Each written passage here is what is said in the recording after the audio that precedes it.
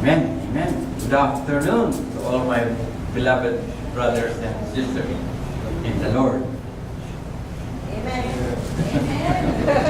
I think I need to speak a little bit louder.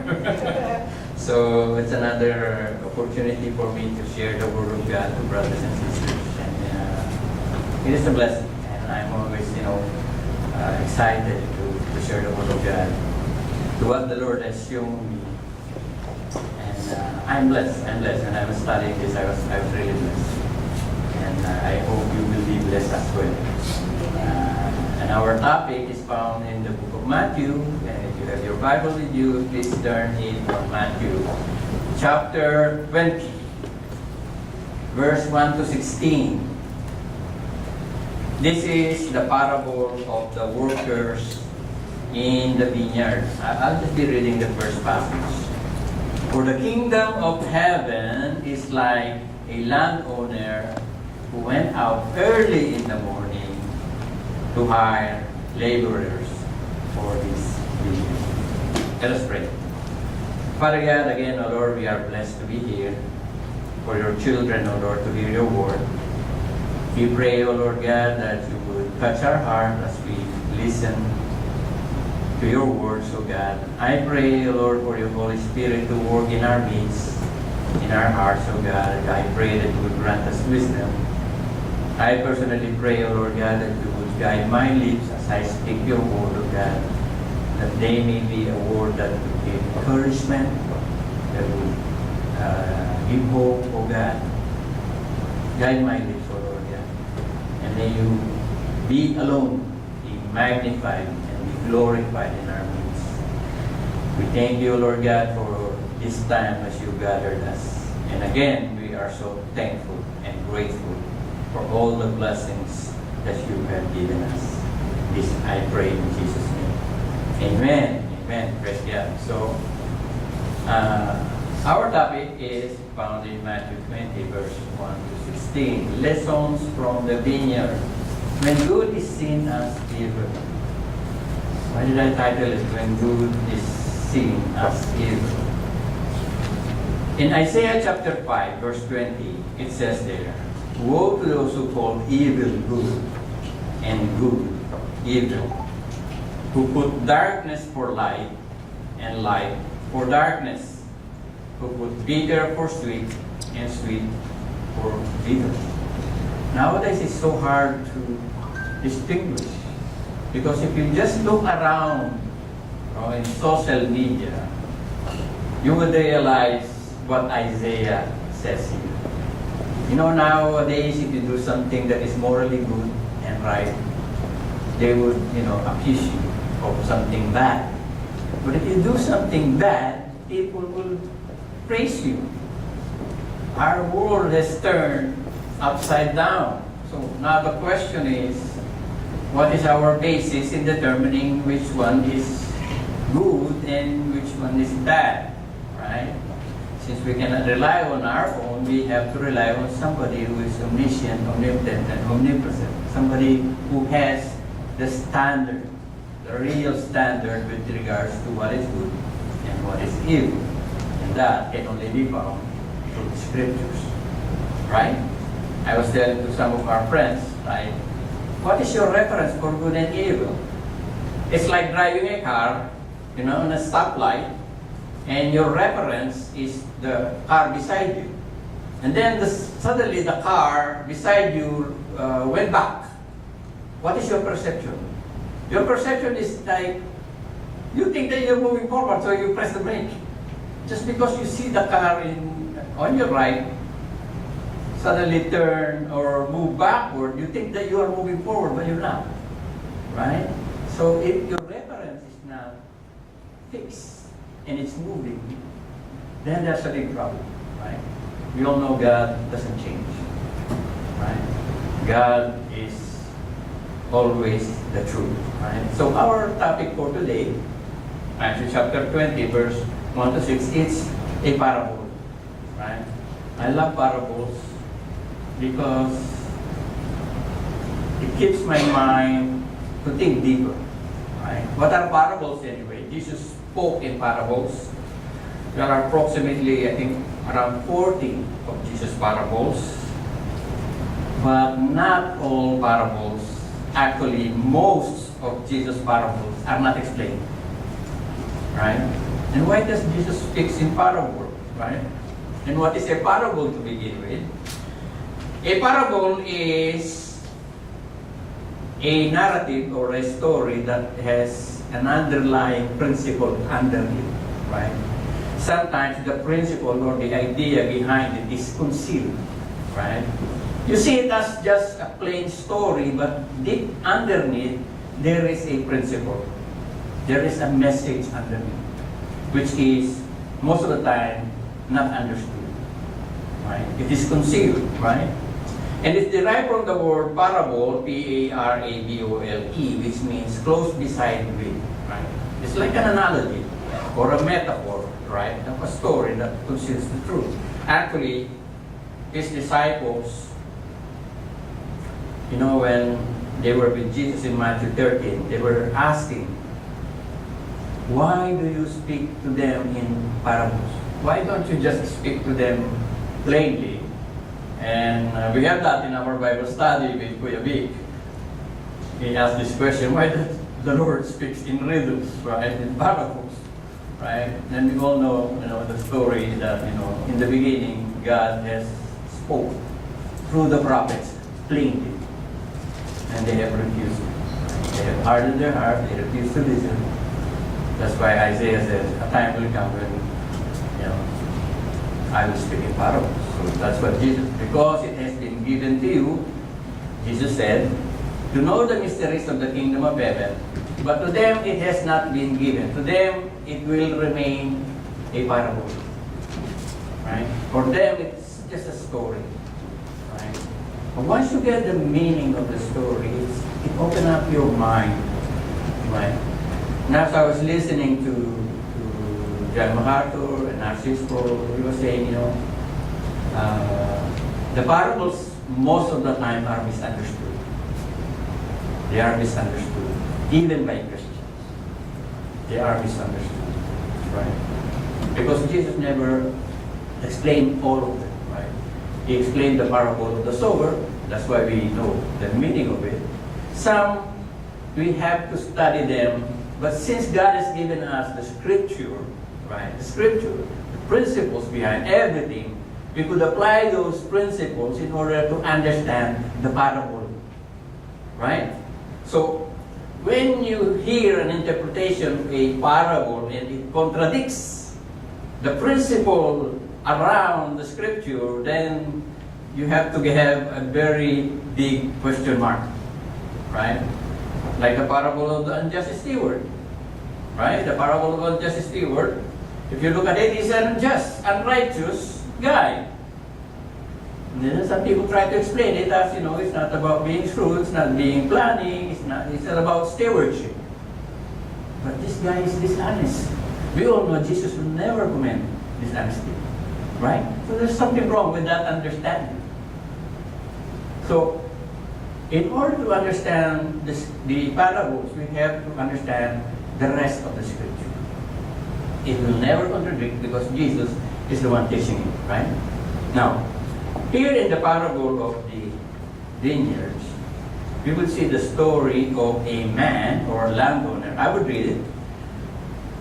Now when he had agreed with the laborers for a denarius a day, he found a guy or a group of people, and he said, I'm going to give you a denarius, and a denarius is a day's wage, right? It's a payment for the whole day's work, right? During those times, if you receive a denarius, it's a good pay. It's a good pay. We couldn't say that it's a minimum wage. It's a good pay. A denarius a day is a good pay.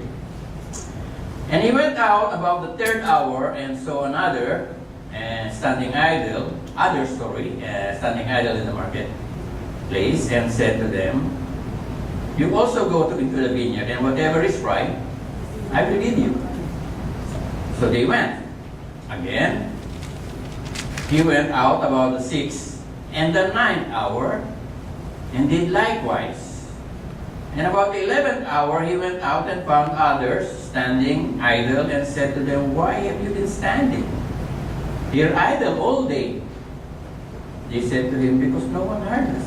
He said to them, "You also go into the vineyard, and whatever is right, you will receive." So when the evening came, the owner of the vineyard said to his steward, "Call the laborers and give them their wages, beginning with the last to the first." And when those came were hired about the 11th hour, they each received a denarius. But when the first came, they supposed that they would receive more, and likewise receive each a denarius. And when they had received it, they complained against the loud owner, saying, "This last man has only worked for 1 hour, and you have made them equal to us, who have borne the burden of the heat of the day." But he answered one of them and said, "Friend, I am doing you no wrong. Did you not agree with me for a denarius? Take what is yours and go your way. I wish to give to this last man the same as to you. Is it not lawful for me to do what I wish with my own things? Or is it your eye evil because I am good, so that the last will be first and the first last? For many are called, but few are chosen." I have heard this message in the YouTube, internet, and when I hear this preached, they say that, see, the story of this laborer in the vineyard means it doesn't matter you're a new Christian or an old Christian, your reward will be the same. If you work for a longer time, or you work for a short time and then you die, your reward with those people who spent the whole of their lifetime, and you only spent maybe a year or two and you died, you will get the same. Right? I think you have heard that, right? That kind of interpretation, right? It doesn't matter if you're a new Christian or an old Christian, you will all receive the same reward when it comes to heaven. That's what they say, right? But let us study this, if it really says that, right? If it really says that.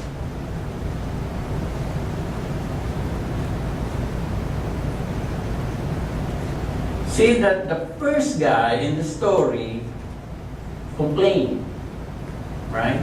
Complained. This last man has worked only 1 hour, and you have made them equal to us who have borne the burden of the heat of the day. Right? Actually, there are two groups of people, two groups of laborers.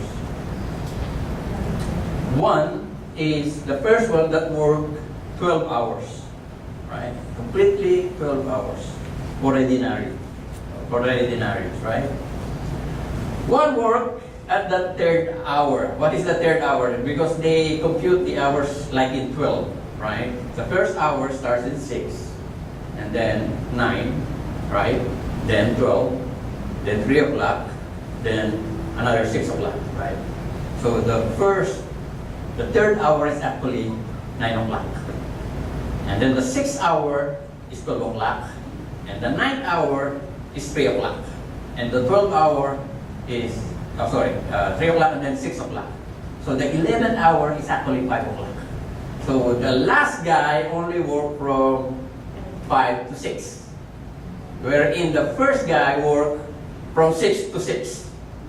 Right? And they all got the same amount of money. 1 denarius. Right? And I was thinking, that's not fair. Right? It's not fair. Correct? So that's what the complaint of the guy. I am working for 12 hours and I have borne the heat of the day. I have sweat. I have toiled for 12 hours and I'm getting the same amount as this guy. But we have to understand. But before this guy worked, there was an agreement. Right? There was an agreement. He said, you work for me for the whole day, and I give you a denarius. Right? Did the landowner cheated this guy? No. Did he cheat? No. No. Right? I remember one time I was talking to somebody and couples, and they apply for a work. They have the same work, right?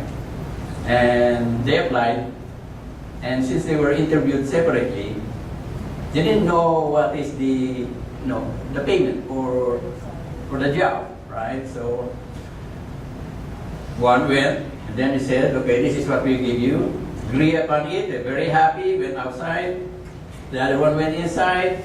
This is the amount I give you. Very happy. Went outside, right? By the time they went outside, they were about to leave. They thought, how much did they give you? How much did they give you? And realized that they didn't have the same payment. One is receiving more than the other. Right? They said, that's not fair. We're working the same work. Why are you getting more than me? It's the same work. Not fair, right? I agree. If it's the same work, it's not fair, right? But that is not the problem. The problem is you agree. And you were happy for a while. Until you realize that one is getting more favor than you. Right? I was thinking, what if they went back and said, that's not fair. We should have equal. And then the guy would say, okay, I will make it fair.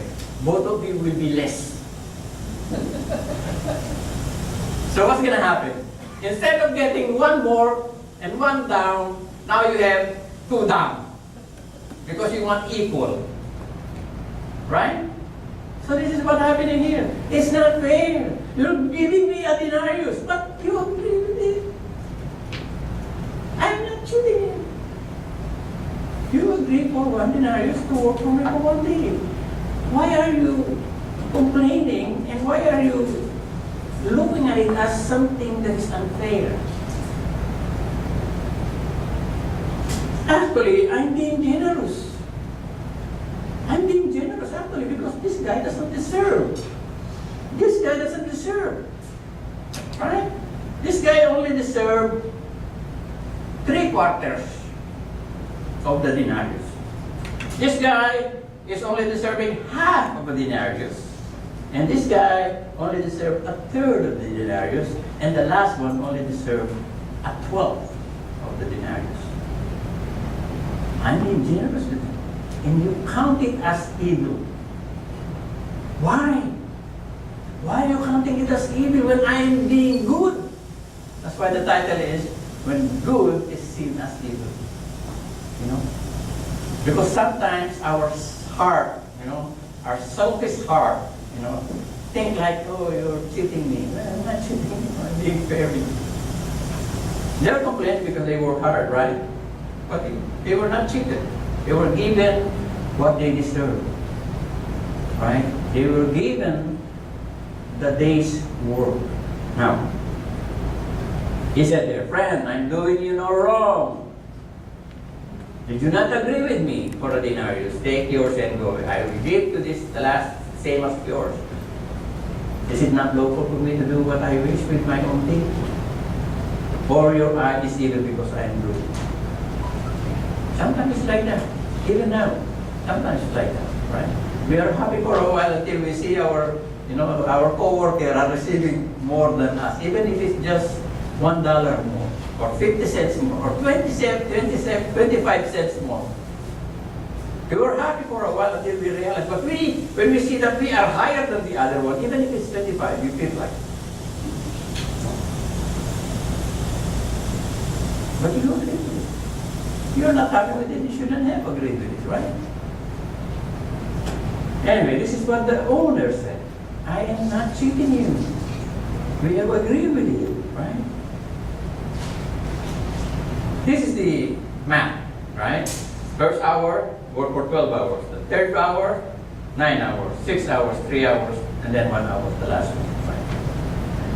But now, the question is, what does the story is telling us? Why does Jesus give this story? Right? Why did he give this story? The last will be the first, and the first will be the last. That's another puzzling thing. Right? And people explain it this way. You know, the first guy who came received the last money. And the last guy, the one who worked for 1 hour, got the money first. Correct. The last guy received the money first. And the first guy received the money last. Correct. Right? But is that what Jesus is trying to say? Right? Is that what Jesus is trying to say? Let's go back to this one.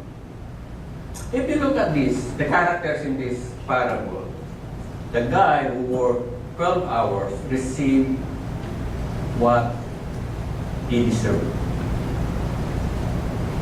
Put that in mind.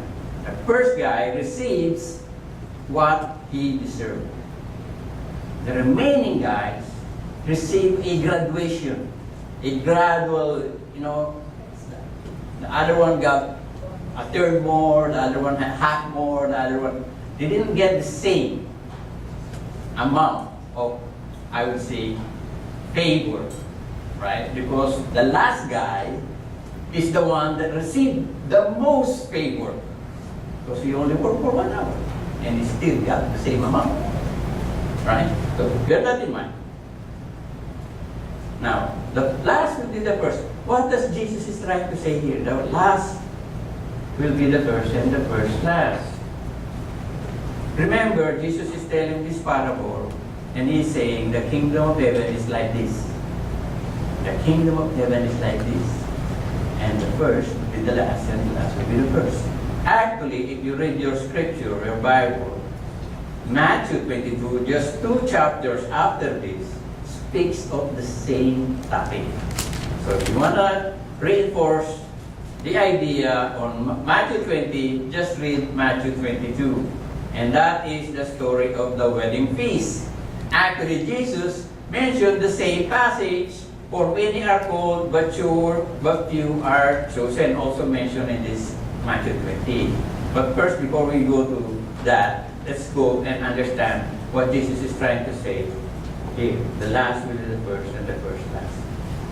Remember that when God revealed himself to the people of Israel, he chooses Israel to reveal himself. They were the first to receive the oracles of God, the commandments of God. Moses received the 10 Commandments and all the Levitical practices, all the things that comes with it. They were the recipient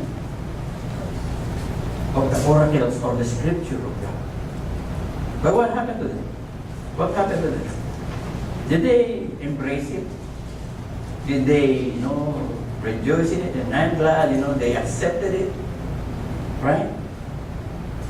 No. That's why in Acts chapter 13, Paul mentioned this.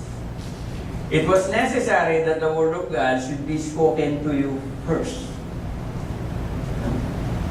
When Apostle Paul, received this message from God, he will be speaking to the Gentile. His heart is towards his own people, the Israelites, right? So even though God says you will be a minister to the Gentile, his heart is for my people. I want you to know the message of grace from God. I have to speak to you first. But since you reject it and judge yourself unworthy of everlasting life, behold, we turn to the Gentiles, which are not a recipient of the oracles of God. Meaning to say, we, as Gentiles, are supposed to be the last. Right? So what happened? the Jews were supposed to be the first became the last. And the Gentiles were supposed to be the last became the first. Right? We have received the Savior openly compared to the Jews. Even nowadays, there are only numbers of Jews that accept the Lord as the Messiah. Right? But for us Gentiles, we have embraced the Lord Jesus Christ. So that's what Jesus is saying. And also the guy says, I have bear the burden for the whole day. When God has given them the commandment, there are regulations. This, right? And you have to obey all those. And if you fail just one of those rules, you have failed the whole thing.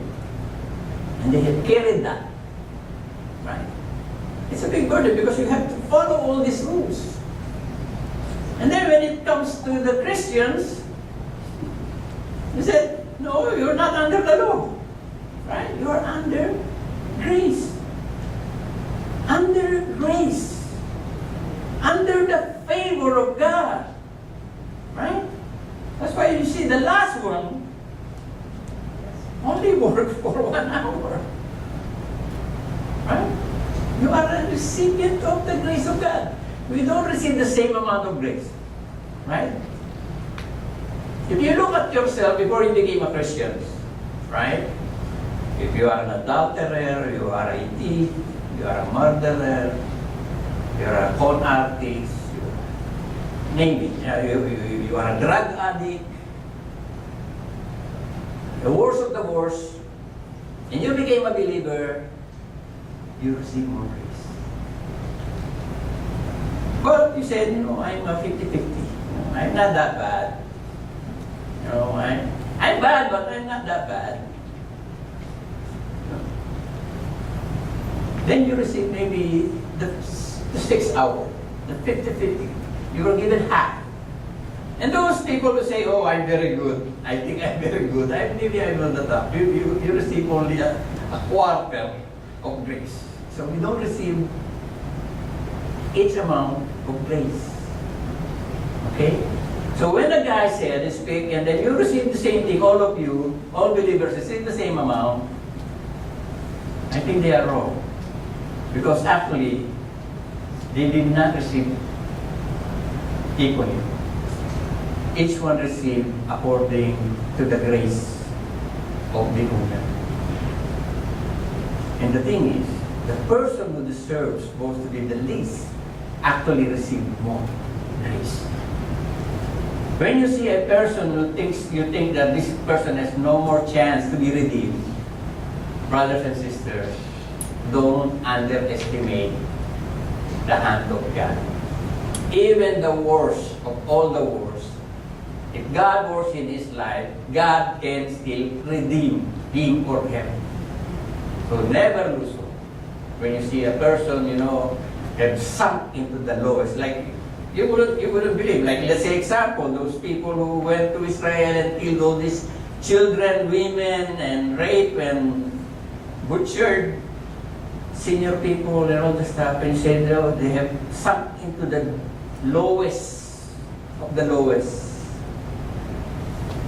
But brothers and sisters, even the lowest of the lowest, God can still redeem. Do you think Paul is redeemable? Right? He's the one not only that he disagreed, he persecuted the church. But there was a time when God would have touched his heart and change his perspective. Change his heart, open up his eyes, and is transformed, and then he wrote the New Testament, half of it, right? Almost half of it. Imagine that, right? When you see a person that is hopeless, you think that it cannot be changed. God can still change. Our duty, maybe share the word of God to them.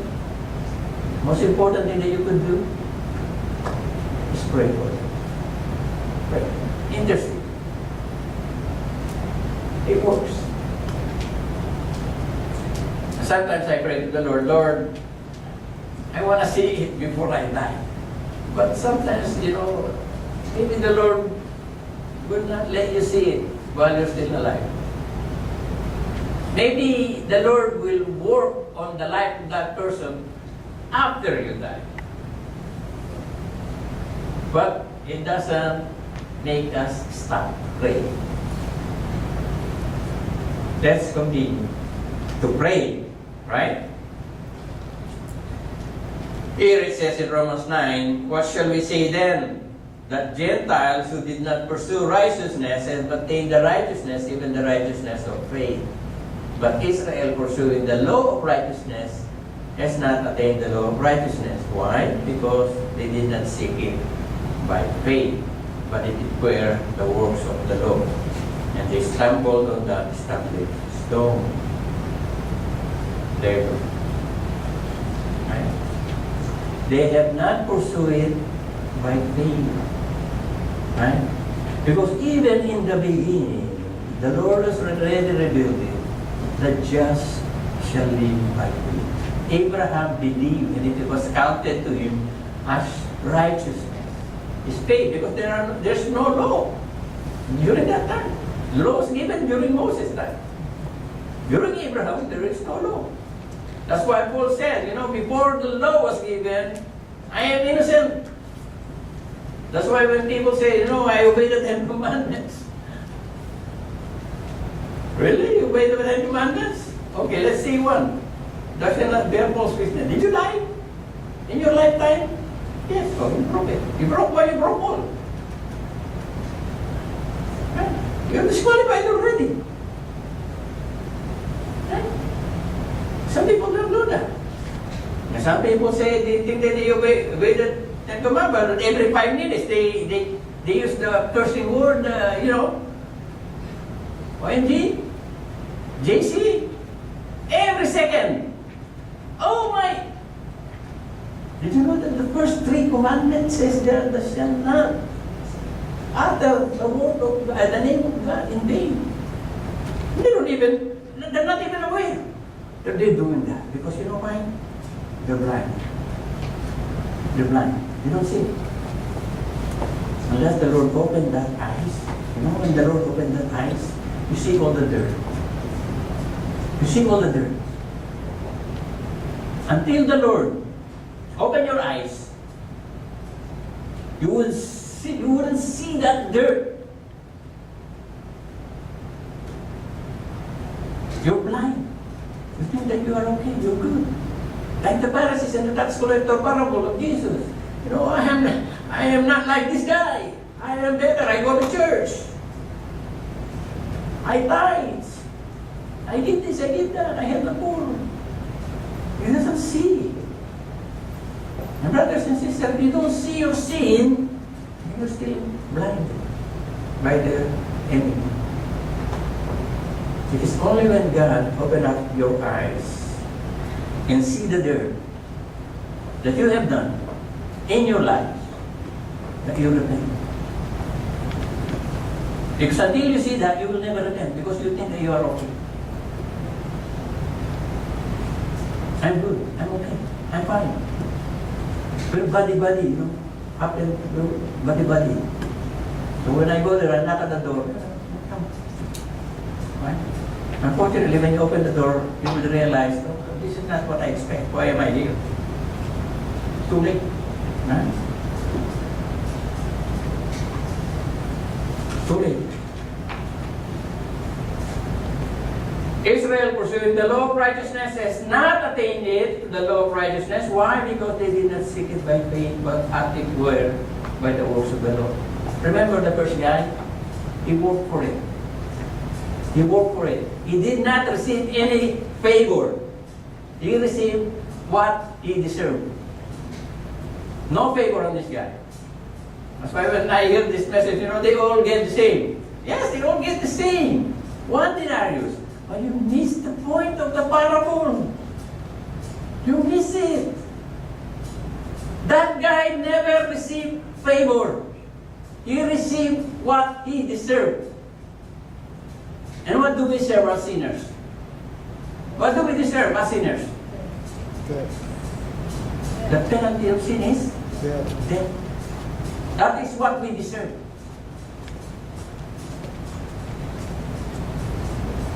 But we are blessed by God. Why?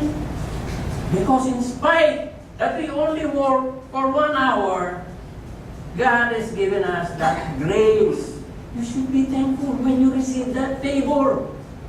The thing is, those people, when they were approached by the owner did not even say, it's already 6 hours, I give you 50 cents.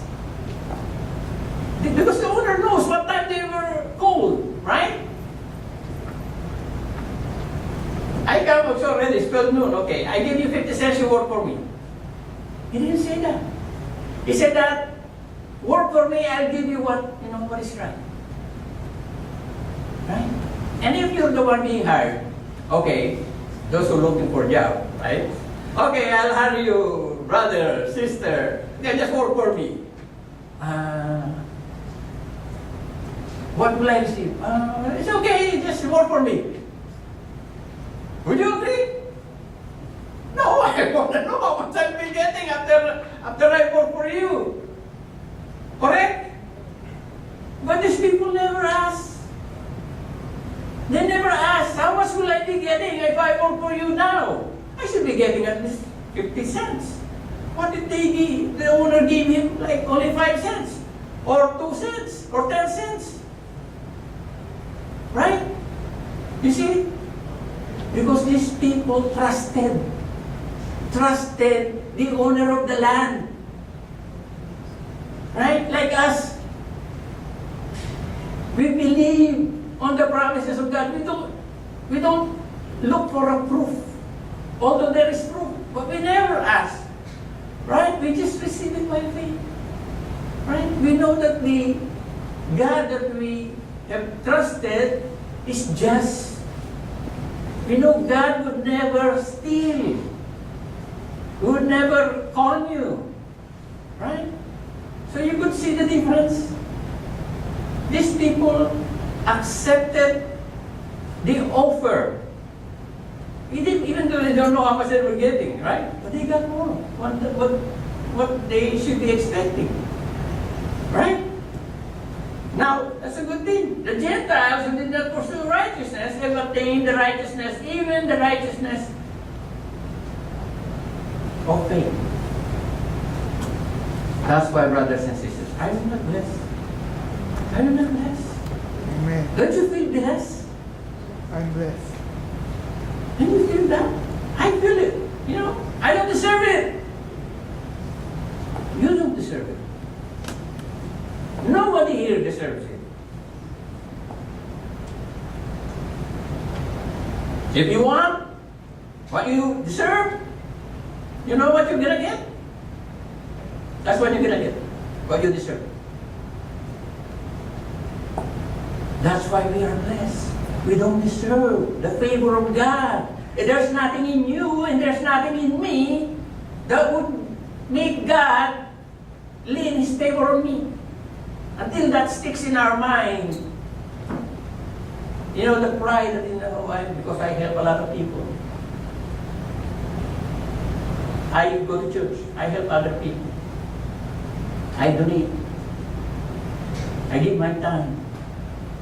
Remember, brothers and sisters, there's nothing in you, there's nothing in me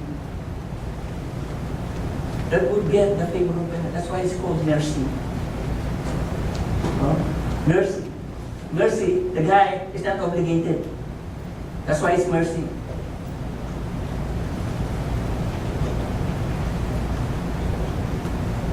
Gentiles who did not pursue it got it. And I'm glad. Because of the hardening of the heart of Israel, the focus of God is turned to the Gentiles. That's why we become believers. But God eventually will return to His people. Another thing. Jesus said unto them, Assuredly I say to you that the tax collectors, the harlots, enter the kingdom of God before you. And who is He talking to? Those people.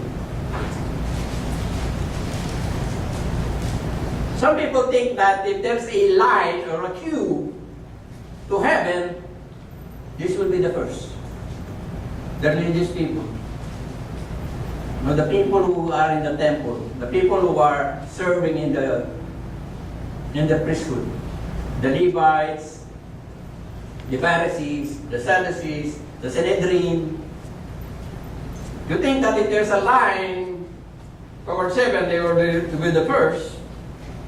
But Jesus said, these people entered first. These are the scum of the earth. Tax collectors, traitors, thieves, prostitutes. Right? The last, the scum. The most unlikely to enter the kingdom of God, the last became the first. And the one who are religious seems to be the most holy, the most pious, end up the last.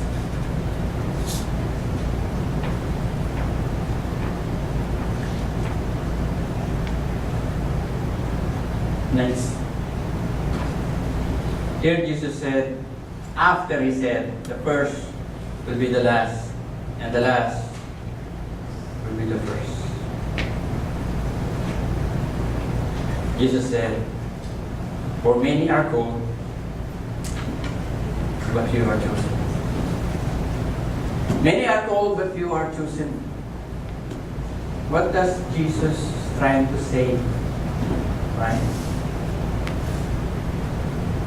Many are called, but few are chosen. If you read Matthew 22, the parable of a wedding feast, the king ordered his men to go outside and invite people. Hold it. Right? Some of these people are dignitaries, maybe high officials, I would read the part of it, Set out the servant and call for those who were invited to the wedding, and they were not willing to come. Again, he sent out other servants saying, tell those who are invited, see, I have prepared the dinner. So see, not only once. See, I prepared the dinner, my oxen, the food, ready, come to the wedding. But they have made light of it and went their way. One to his own farm, another to his business, and the rest seized his servants, treated them spitefully, and killed them. Person, the king, invited. I don't know if any one of you are involved with evangelism, or if any one of you, I believe there is, right? I don't know how many who have tried to share the gospel to either your family or your friends or your co-worker. I don't know, but actually it's our duty, all of us, our duty to share the gospel, right? How many times have you shared it? I don't know, right? But the thing is, not everyone who read the gospel welcome or embrace it. Right? They heard it, they were invited, but they never came into faith. Right? That's why Jesus said, many are invited, many are called. Right? They were invited, they were called. But few are chosen. Who are the chosen ones? Chosen. When God said chosen, like in, my wife just mentioned it, Ephesians chapter 1, when Paul says, I've been chosen by God even before the foundation of this world. Imagine that. God has chosen you and me before even the world is created. How is that? Meaning to say, brothers and sisters, our being chosen by God does not depend on our works. Not depend how good you are. As I said a while ago, nothing in you and nothing in me deserves the favor of God. You just choose. You just choose. Like the workers in the vineyard, he chose to give these people a favor. And the first one, he chose to give him what he deserved. He did not cheat anyone. There is no cheating. There is no injustice in the work of God. He didn't cheat anyone. So we have to understand that there's nothing in us that deserves this. Oh, we still got it. And for that, brothers and sisters, we should be thankful. Should be thankful. Because we don't deserve it and still got it. It is the sovereign grace of God. Right? The sovereign grace of God. His sovereignty, He choose. Sometimes people would argue, that's not fair. What if I'm not chosen? Right? Paul mentioned that in Romans 9. I would have mercy to whom I have mercy. That's why the guy complained. I work 12 hours. And what did the master say? The owner. Did I cheat you? Did I cheat you? No, I didn't cheat you. I gave you what we were agreeing. Right? What if I want to give this person a favor? What if I want to give this person more? Does it mean that I'm cheating him? No. If I don't give this person a favor, does it change your 1 denarius? Does it? No. Your 1 denarius will remain 1 denarius. If I give this half of the denarius, do you get the half? No. So why are you seeing it as even? Right? Some people couldn't get it. What if I'm not chosen? You're the one who says that. What if you are not chosen? Why don't you stick in your brain that you are one of the chosen? Why are you putting yourself as one of not the chosen? That I don't understand. Right? If you're going to put yourself, you're going to be the one who's choosing. I will put myself here. You're chosen. I would not put myself to the one who is not chosen. So when the people say, what if I'm not the chosen? You're the one who says that. How do you know? Right? And even if you're not one of the chosen, God is not doing anything unjust. God is just giving you what you deserve. So we have to understand, brothers and sisters, we are the recipient of the grace of God. And we should be thankful. We should not take it lightly. Because there's nothing in us that deserves the favor of God. Like an olive tree. See? One received 3 hours of grace, another one received 6 hours of grace, another one received 9 hours of grace, another one 11 hours of grace. What is the conclusion of this message? Ephesians chapter 2. For by grace you have been saved through faith, that not of yourselves, it is the gift of God, not of works, lest anyone should boast. Brothers and sisters, we come to faith, why? It's not because we decide. No. We come to faith because His sovereign will has chosen you and me. Otherwise, in our fallen nature, we would never, ever approach God. Because our desires is things that would favor us always. We would never go towards the things that will not favor us or go against us. And we are thankful that the Lord, in His sovereign will, before the foundation of the earth, before anything else is created, has chosen you and me. For that, we should be thankful.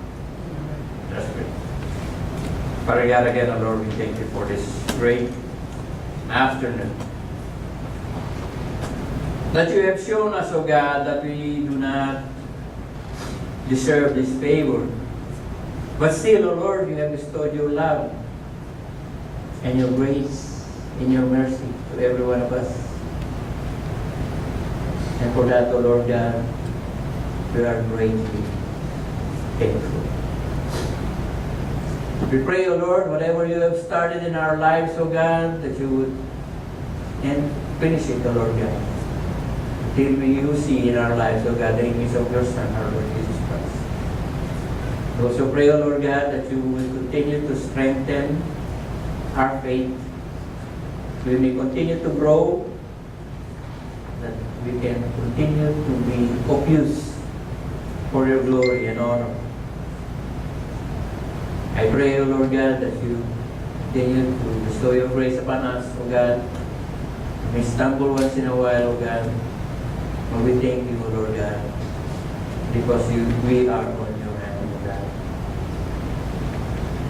Again, O Lord God, thank you for reminding us this truth.